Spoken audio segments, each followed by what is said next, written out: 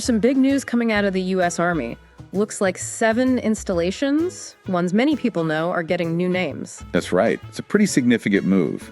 We got this U.S. Army Public Affairs article here, dated June 10th, 2025, that lays out the details. Yeah, and that's what we're going to dive into today. We want to really unpack this source, figure out exactly which installations are changing, who they're being named after, and maybe most importantly, why. Why these particular soldiers? What makes their stories the ones being highlighted right now? Exactly. It feels like it's way more than just putting up new signs on the gate. Definitely. It's about linking these places, which are, kind of foundational to the Army's footprint, with these really incredible individual stories of courage and sacrifice from different eras. Okay, let's get into it then. Let's unpack this article. So the article makes it pretty clear. The main driver here is to formally honor soldiers who showed exceptional heroism. And it spans quite a range of conflicts. Right. It mentions from the Civil War right up to the Battle of Mogadishu. That's a huge historical sweep. It really is. And the source points out the level of heroism we're talking about. The honorees received decorations like the Medal of Honor, the Distinguished Service Cross, and the Silver Star. So these are the highest tiers of recognition for valor. Absolutely. The Medal of Honor, that's the nation's highest award for bravery in combat. The DSC is just below that for extraordinary heroism, and the Silver Star for gallantry.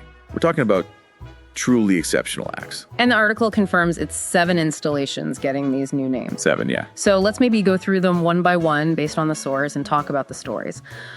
First up is Fort Pickett, which used to be Fort Barfoot. Okay. This one's named for First Lieutenant Vernon W. Pickett.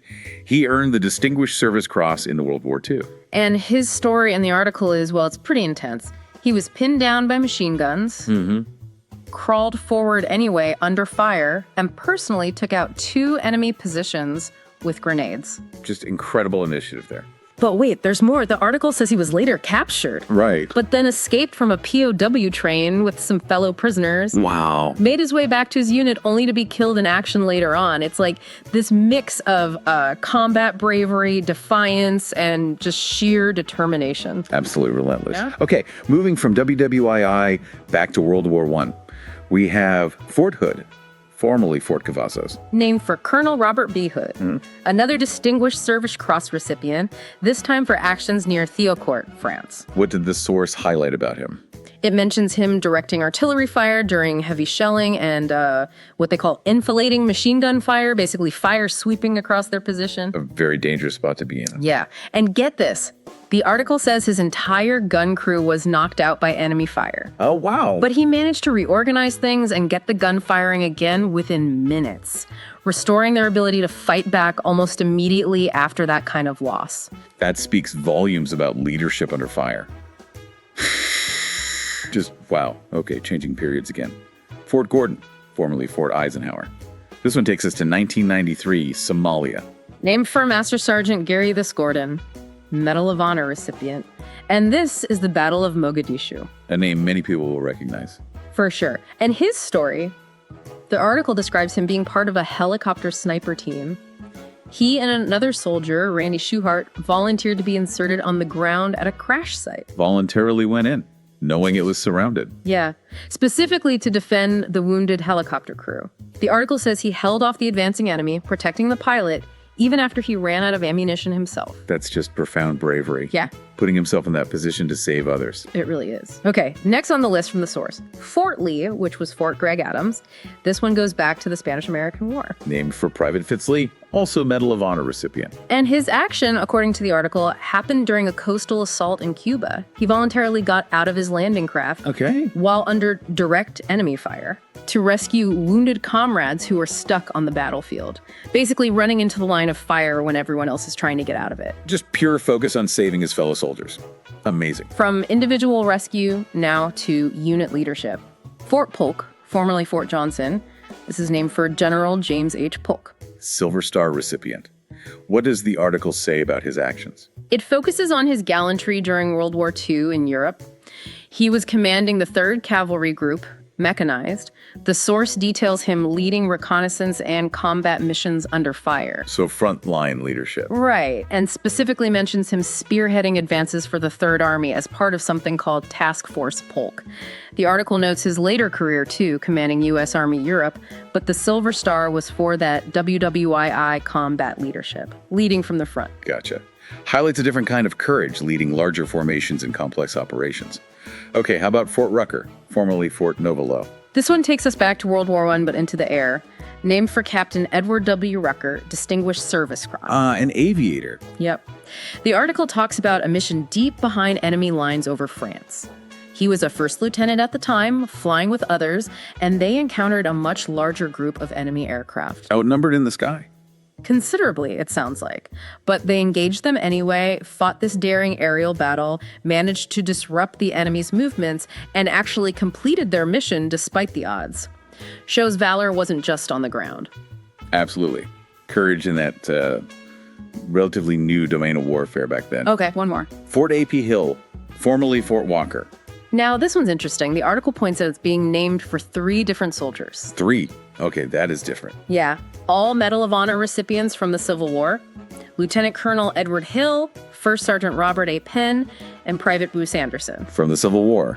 And the source says their actions were separate. That's right. Happened at different places: Cold Harbor, Virginia, Chapin's Farm, Virginia, and Fort Fisher, North Carolina, all fighting for the U.S. Army during the Civil War. So honoring 3 distinct acts of Medal of Honor heroism from that specific conflict, all under one installation name, that's a powerful way to represent the scale of sacrifice in the Civil War. Seems like it. So that covers the 7 installations and the honorees mentioned in the source. And the article does state that the Secretary of the Army is moving to implement these changes immediately. Right. And it also adds that important detail. This is all being done according to a specific law, Section 1749A of the National Defense Authorization Act for Fiscal Year 2020. So it's part of a formal, congressionally directed process, not just an internal Army decision made on a whim. Exactly. So pulling it all together then, what's the takeaway here? Why these specific stories tied to these specific places? Well, based on this source, it really looks like the Army is deliberately using these major installations as sort of living memorials. Living memorials, I like that. Yeah. They're connecting the physical ground where soldiers live and train today directly to these documented accounts of extraordinary bravery, effective leadership, and, ultimate self-sacrifice. So by naming Fort Gordon after Master Orden, for example, everyone there gets a constant reminder of that specific act in Mogadishu. Exactly. It embeds the stories, the values, right into the daily environment. It's not just a history lesson, it's present.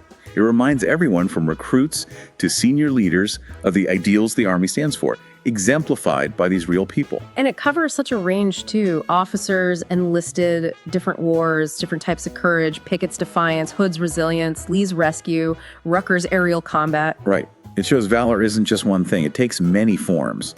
And linking these specific diverse examples to the installation names makes those values tangible. Makes sense. It connects the institution's identity to individual human action in extreme circumstances. Precisely. Okay, so to wrap up our deep dive into this Army news source, we've seen it details the renaming of 7 installations. Each named to honor specific soldiers recognized with the highest awards for Valor, Medal of Honor, Distinguished Service Cross, Silver Star. And these stories span American military history, from the Civil War through World Wars I and II, the Spanish-American War, right up to Somalia in 1993. We heard about ground combat, leadership under extreme pressure, selfless rescue missions, aerial bravery, a real cross-section of military heroism.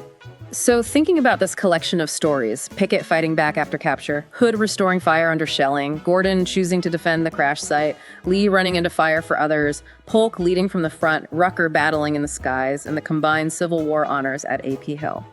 What does looking at all these different kinds of courage reveal to you? How varied can military valor really be? And maybe think about how these names on gates and buildings might serve as more than just history, how they act as constant, ongoing reminders of what individual sacrifice and bravery can look like within this large institution. Something to ponder.